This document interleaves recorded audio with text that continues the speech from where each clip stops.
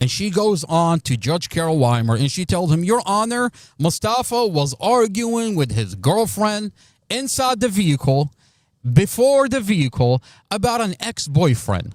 Now, that's disturbing because we have evidence that Mustafa does, according to the boyfriend on a police body cam, the ex-boyfriend, Glenn Ford, says, Mustafa doesn't know me.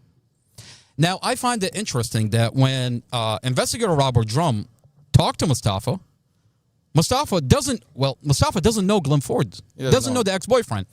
And then specifically, when you listen to the recorded phone call conversation between Mustafa and this investigator Robert Drum, Mustafa had nothing but nice things to say about Glenn Ford, the ex-boyfriend.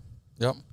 But this prosecutor stands in court and says, Your Honor, there was a huge argument between Mustafa and Dorothy.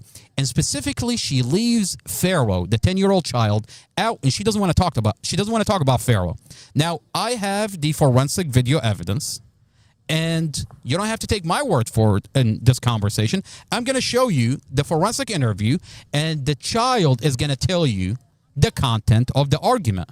What is Prosecutor Sarasamy hiding in court? That she's terrified to talk about Pharaoh, that these forensic interviews are sealed. Mustafa can't see it. The family can't see it. The community can't see it. Let's watch the forensic interview. So before you go into the forensic interview, so she said three things. That was the second thing, that there was an alleged argument. The third thing is she says that Mustafa has an extensive history of driving into oncoming traffic.